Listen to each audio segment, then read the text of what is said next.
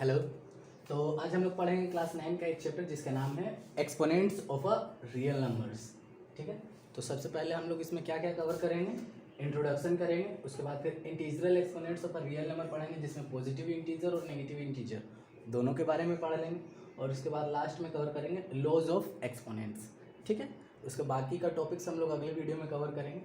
फिलहाल के लिए इतना ही। तो इंट्रोडक्शन करते हैं। इंट्रोडक्शन में क्या है कि आप लोग पिछले क्लास में पढ़े होंगे रेशनल नंबर का इंटीजरल पावर। तो रेशनल नंबर मीन्स आप लोग जानते हैं ना क्या होता है, जो नंबर p बाई क्यू के फॉर्म में लिखा जाता है जहाँ पे q is not equal to 0। Okay, तो इस रेशनल नंबर का आप लोग इंटीजरल पावर्स के बारे में पढ़े होंगे पिछले क्लास में। ठीक है, तो इस क्लास में हम लोग उसको और आगे बढ़ाएंगे और रियल नंबर्स का इंटीजरल पावर्स के बारे में पढ़ेंगे। ठीक है, उम्मीद है आपको इंट्रोडक्शन समझ में आ गया होगा। तो चलिए अब हम लोग integral exponents of a real number की ओर बढ़ते हैं। तो इस लाइन से आप क्या समझते हैं, integral exponents of a real number मतलब कि कोई एक रियल नंबर है a। ठीक है, a is any real number. Okay, a is any real number and n is any integer. Okay, n is any integer, then a raised to n is known as integral exponents of a real number। अब हम लोग n को दो भाग में divide करेंगे, या तो n पॉजिटिव होगा या तो n नेगेटिव होगा, जीरो भी हो सकता है, उसके बारे में भी चर्चा करेंगे। ठीक है, तो पहले लेके चलते हैं, अगर n पॉजिटिव होगा, ठीक है, ये n क्या होगा, पॉजिटिव होगा। Positive means if n is greater than 0। Okay, तो इसका पावर को हम लोग कैसे डिनोट करेंगे, if n is greater than 0 then a raise to n can be defined as a into a into a into a till n times. Okay, n times. The multiplication of a till n times can be defined as a raised to n. If n is greater than 0.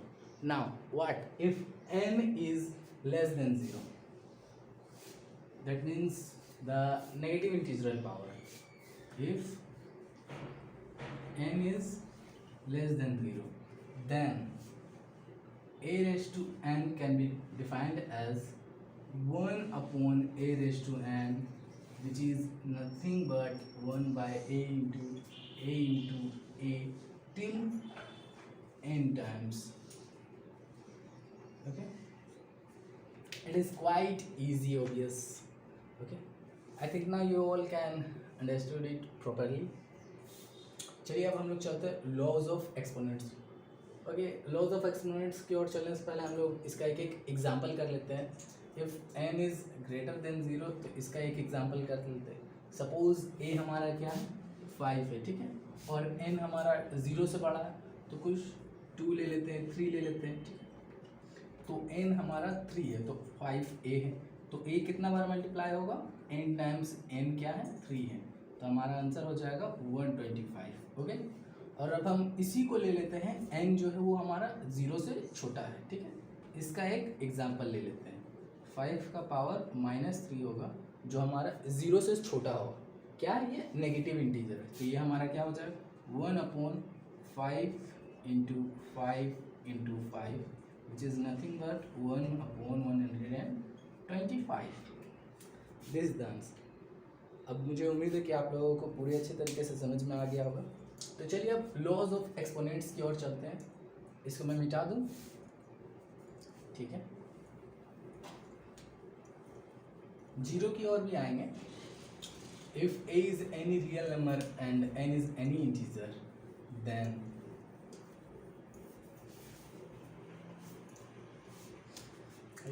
Laws of exponents में हम लोग सबसे पहले इसको define कर देते हैं। a is element of real number and n is an element of integer. Okay, integer ये एलिमेंट का साइन है, मीन्स ए जो है एक पार्ट है रियल नंबर का है, ए हमेशा रियल नंबर होगा, और जो छोटा n है, सॉरी स्मॉल n है, वो किसका पार्ट होगा, हमेशा एक इंटीजर का पार्ट होगा। तो चलिए अब इसका हम लोग कुछ लॉज पढ़ लेते हैं। सबसे पहला लॉज, ठीक है, सबसे पहला लॉ क्या कहता है, एक minute,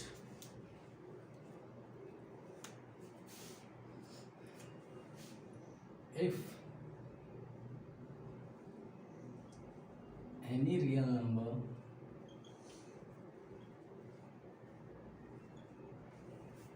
if any real number a and m and are positive integers,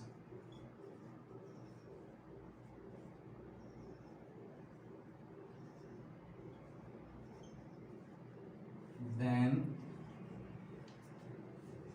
a raised to m into a raised to n is equal to a raised to m plus n, ठीक, ये होता है first law.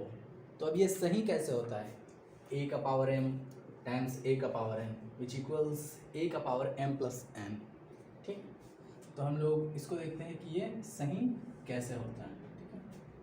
तो सबसे पहले इसको हम लोग तोड़ देते हैं, a का पावर m मतलब क्या होगा, a into a till m times, ठीक है। उसके बाद फिर ये a होगा into n times a into a into till n times, okay. इतना आप लोगों को समझ में आ गया होगा उम्मीद है।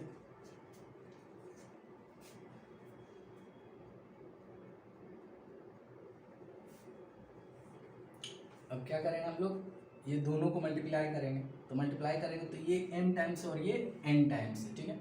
ये जो पार्ट है वो m टाइम्स मल्टीप्लाई हुआ है और ये n टाइम्स मल्टीप्लाई हुआ है।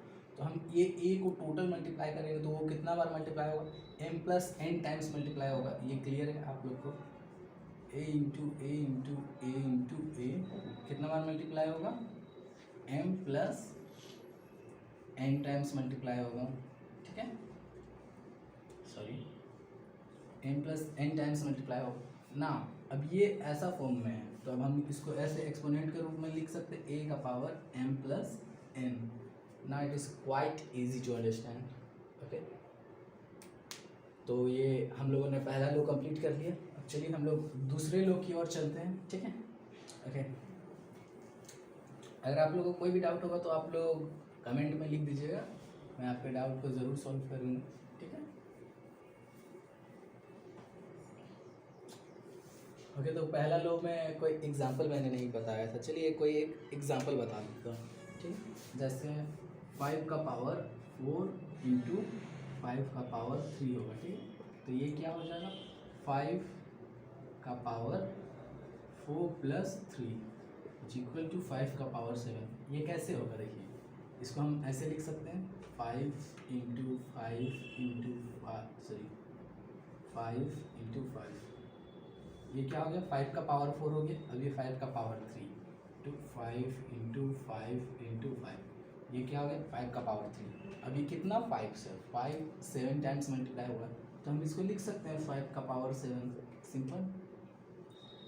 उम्मीद है आप लोगों को फर्स्ट लो अच्छे से समझ में आ गया होगा। तो चलिए सेकेंड लो की ओर बढ़ते हैं। उससे पहले एक मिनट रुकिए, मैं इंक भर लेता हूँ, खाली हो गया है।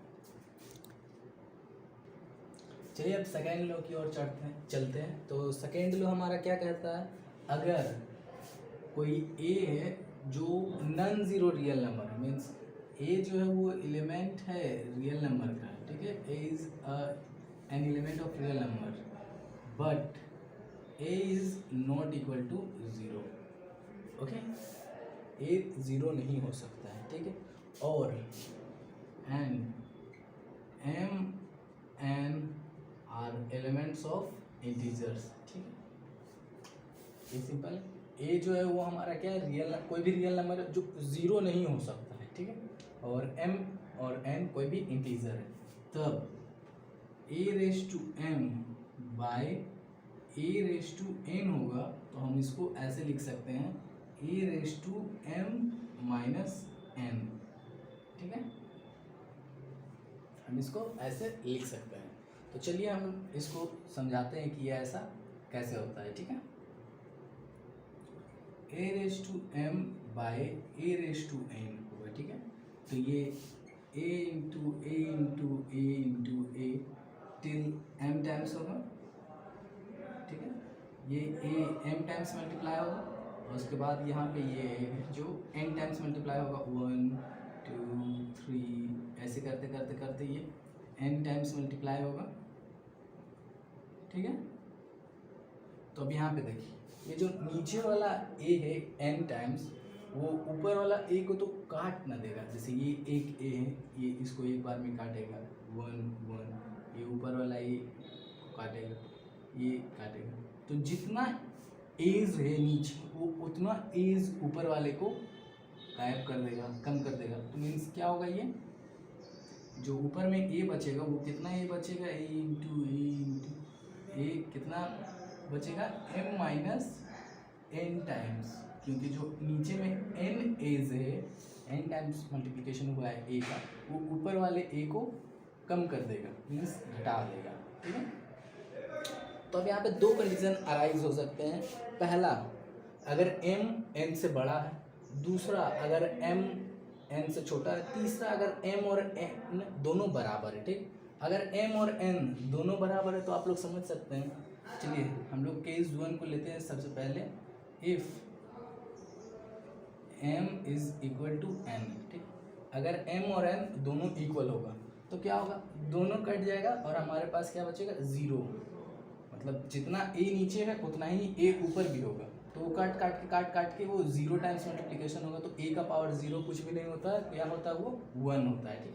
तो हमारा आंसर क्या हो जाएगा, a into a into a into a कितना times, m minus n times होगा। तो जो n है वो क्या है, m के इक्वल है, तो m माइनस m क्या हो जाएगा, 0 टाइम्स। तो ये हो जाएगा a का power 0 which is equal to 1, ठीक है। अब केस 2 में चलते हैं। केस 2 में चलते हैं जहाँ पे if m is greater then n, ठीक है। m is greater then n, तो ये बात तो आपको क्लियर समझ में आ रहा है कि m अगर n से बड़ा है तो भी यही चीज होगा।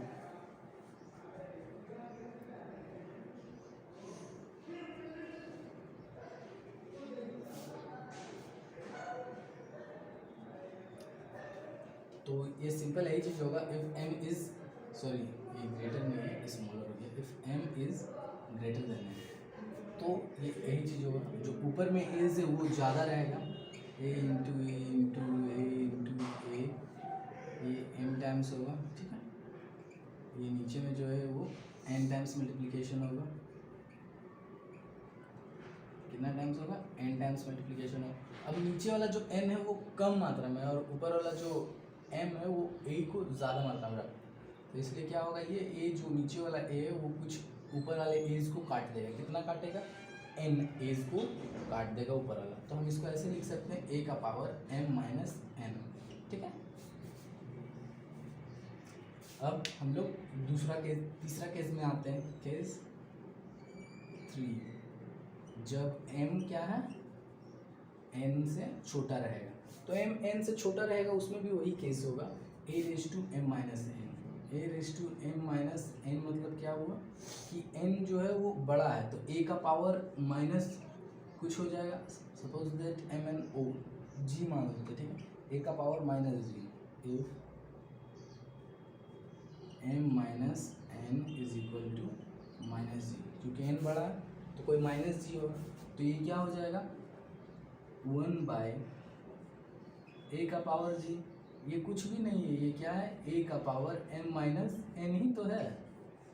उम्मीद है आपको समझ में आ गया होगा दूसरा लो, ठीक है। तो अब चलिए थर्ड लो की ओर चलते हैं हम लोग। ओके, थर्ड लो के और चलने से पहले हम लोग एक एग्जाम्पल्स सॉल्व कर लेंगे, जिससे आपको आराम से समझ में आ जाएगा ये सभी लॉज, ठीक है। तो एक एग्जाम्पल देख लेते हैं हम लोग।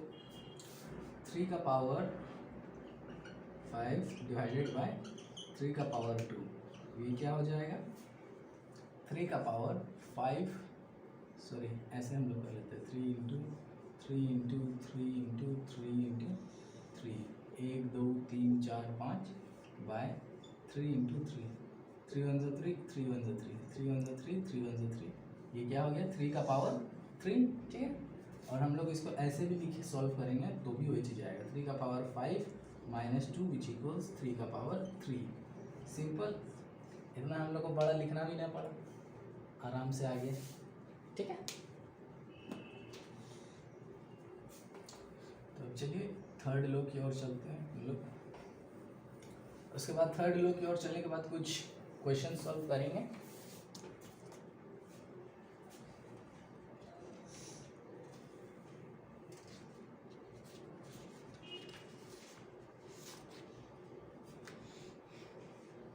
थर्ड लॉ क्या कहता है कि जो भी ए है कोई भी रियल नंबर है, it may be zero, okay, if A is any element of real number and m and n are elements of integers, okay, ठीक है। a कोई भी रियल नंबर है, m और n कोई भी इंटीजर है, तो a का पावर m और होल पावर n होगा तो ये इक्वल टू होगा a का पावर m इंटू n, कुछ इस टाइप से होगा, ठीक है। अब ये ऐसा क्यों होगा वो चीज़ हम लोग समझते हैं। a का पावर m का पावर n मतलब क्या होगा, a का पावर m और होल का पावर n मतलब हुआ कि ये a का पावर m जो है वो कितना बार मल्टीप्लाई होगा, n टाइम्स मल्टीप्लाई होगा, a का पावर n टू a का पावर m कितना बार मल्टीप्लाई होगा, n टाइम्स मल्टीप्लाई होगा, n टाइम्स। तो ये a का पावर m, a का पावर m, a का पावर m, a का power m n times multiplication में जाएगा, और ये a का पावर m कितना बार a को मल्टीप्लाई करेगा, m टाइम्स मल्टीप्लाई करेगा, a का पावर m कितना बार, a into n till m times. तो ये m टाइम्स मल्टीप्लाई करेगा a का पावर m और वही n टाइम्स मल्टीप्लाई होगा, तो कितना बार a मल्टीप्लाई हो रहा है, sorry, to a into a to a m times, और ये कितना बार मल्टीप्लाई होगा, n टाइम्स। तो ये n times a m times multiply हो रहा है, ये जो a है m टाइम्स मल्टीप्लाई हो रहा है, और ये जो एक्सप्रेशन है a m टाइम्स मल्टीप्लिकेशन वो n टाइम्स मल्टीप्लाई हो रहा है। तो हमारा a कितना बार मल्टीप्लाई हो जाएगा, m इंटू n टाइम्स हमारा a मल्टीप्लाई हो जाएगा, क्योंकि इधर देखिए ये a raise to m n times multiply हो रहा है, ठीक है। तो ये पावर्स कितना बार मल्टीप्लाई हो रहा है, n times, a raise to m, a raise to m, a raise to m, a raise to m, a raise to m, ये n टाइम्स मल्टीप्लाई हो रहा है। तो ये जो m का पावर है वो a को कितना बार मल्टीप्लाई करेगा, m बार मल्टीप्लाई करेगा, a टिल m टाइम्स, और ये n टाइम्स मल्टीप्लिकेशन में पहले ही जा रहा है, तो a raise to m into n हो जाएगा इसका answer, a raise to m into n, ठीक है। एक मिनट, इसका पता नहीं बार बार क्यों इंक ही खत्म हो जा रहा है, एक मिनट।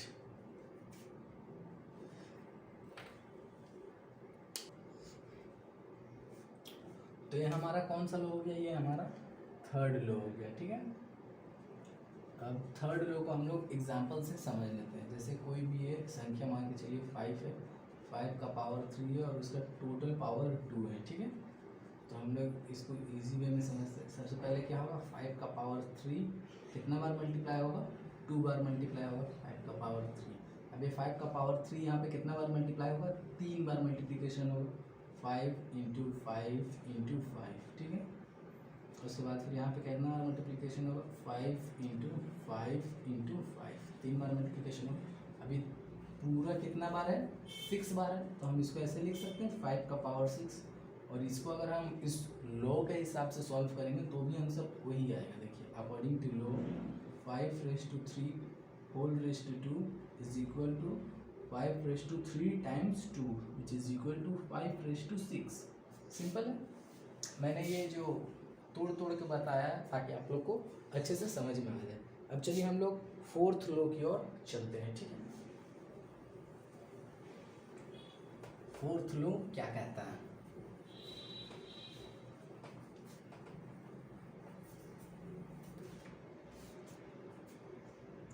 फोर्थ लॉ कहता है कि अगर कोई भी ए एक नॉन जीरो रियल नंबर है, ठीक है, a is an element of real numbers but a is not equal to zero, ठीक है, and m n are elements of integers, ठीक है। ए कोई भी एक रियल नंबर हो सकता है, लेकिन जो ए है वो जीरो के इक्वल नहीं होगा, और एम एन कोई भी एक इंटीजर हो सकता है, वो मे भी जीरो हो सकता है, कुछ भी हो सकता है, ठीक है ना। ए का पावर एम, सॉरी एक मिनट,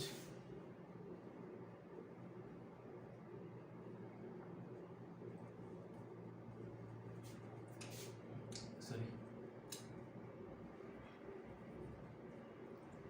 ए बाय बी का पावर एम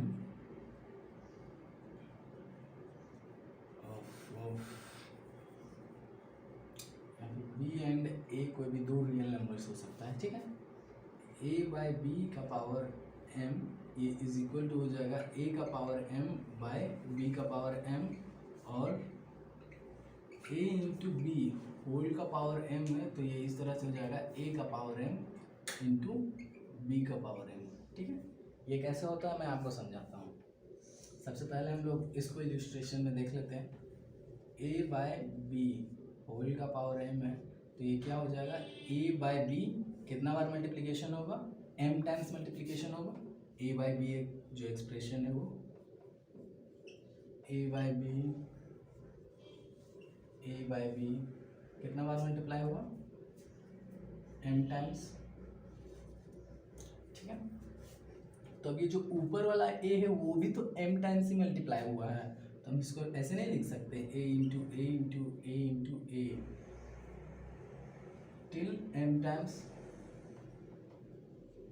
ठीक है। जो नीचे वाला बी है वो भी तो एम टाइम्स ही मल्टीप्लाई हुआ है, तो इसको भी हम ऐसे लिख सकते हैं b into b into b into b कितना बार मल्टीप्लाई हुआ है, एम टाइम्स, ठीक है। तो हम इसको फिर ऐसे भी लिख सकते हैं ए एम टाइम्स मल्टीप्लाई हुआ है, तो ये क्या हो गया, ए का पावर एम, और बी एम टाइम्स मल्टीप्लाई हुआ है, तो ये क्या हो गया, बी का पावर एम। ये चीज़ आपको समझ में आ गया। अब हम लोग इसको समझते हैं, ठीक है। ए और बी टोटल का पावर एम है, ठीक है। सॉरी यहाँ पे बी कर देते हैं क्योंकि बी डिनोमिनेटर है। ये जो बी है वो जीरो का इक्वल नहीं होगा क्योंकि ये एक डिनोमिनेटर है, नीचे में कभी भी जीरो नहीं होता है, ये चीज़ आप लोग जानते हैं। ए बाय बी का पावर एम, ठीक है। तो ए इंटू बी का जो एक्सपोनेंट है वो कितना बार मल्टीप्लिकेशन होगा, एम टाइम्स मल्टीप्लिकेशन होगा। कितना बार मल्टीप्लाई हो रहा है, एम टाइम्स। तो ये जो ए है वो भी तो एम टाइम्स ही मल्टीप्लाई हो रहा है। हर एक बार एक ए मीन्स एक ए बी एक्सप्रेशन में जो एम टाइम्स मल्टीप्लाई हो रहा है उसमें सिर्फ एक ही ए है, तो वो भी एम टाइम्स ही मल्टीप्लाई होगा। तो हम लोग इसको ऐसे लिख सकते हैं ना, ए into a into a into a कितना बार मल्टीप्लाई हो रहा है, एम टाइम्स, ठीक है। उसके बाद फिर बी कितना बार मल्टीप्लाई हो रहा है, बी इंटू बी कितना बार मल्टीप्लाई हो रहा है, एम टाइम्स, ठीक है। हम लोग इसको ऐसे लिख सकते हैं ए का पावर एम इंटू बी का पावर एम, सिंपल है। उम्मीद है आप लोग को समझ में आ गया होगा। एक एग्जांपल देख लेते हैं, ठीक है। इसका एक एग्जांपल देख लेते हैं। जैसे सबसे पहले ए बी का power m is equal to a का पावर एम इंटू बी का पावर एम। इसका एग्जांपल देखते हैं। सपोज दैट ये 3 इंटू 2 का पावर 2 का स्क्वायर है, ओके। तो ये क्या हो जाएगा, 3 का स्क्वायर इंटू 2 का स्क्वायर विच इज इक्वल कुछ क्या होगा, 3 का स्क्वायर 9 इंटू 2 का स्क्वायर क्या होता है 4, तो 9 4 ज़ा 36, ठीक है। और अगर हम इसको ऐसे भी सॉल्व करते हैं 3 2 ज़ा 6, तो ये क्या हो जाएगा 6 का स्क्वायर कितना होता है 6 6 ज़ा 36, तो दोनों आंसर इक्वल है ना जी, सॉरी दोनों आंसर इक्वल है ना, ठीक है। तो ये लो आप लोग समझ गए होंगे। अब चलिए दूसरे लो की ओर चलते हैं। a बाय बी होल का power m is equal to a का पावर m बाय b का पावर m, ठीक है। तो ऊपर में हम लोग रखते हैं 9/3, ठीक है, का पावर 2 ही रखते हैं, स्क्वायर इज इक्वल टू 9 का स्क्वायर बाय 3 का स्क्वायर। ये क्या हो जाएगा 9 इंटू 9 बाय 3 इंटू 3, 3 1 जा 3, 3 3 जा 9, 3 1 जा 3, 3 1 जा 3, ये क्या हो गया 9, ठीक है। अब ये ऐसा भी हो सकता है, सबसे पहले हम इसी को सॉल्व कर लेते हैं। तो 9/3 का स्क्वायर है, तो 3 1 जा 3, 3 3 जा 9, ठीक है। तो ये क्या हो गया 3 का स्क्वायर, 3 का स्क्वायर क्या होता है 9। तो दोनों आंसर अभी भी तो सेम आया। तो हम लोग ये सारा टॉपिक को कवर कर लिए, ठीक है। अब जो क्वेश्चंस है इस चैप्टर का वो हम लोग कुछ छोटे छोटे पार्ट्स में डिवाइड करके देंगे, ठीक। तो अभी के लिए इतना ही, जो क्वेश्चंस है वो छोटे छोटे पार्ट्स में आएगा। Okay, thank you, have a nice day.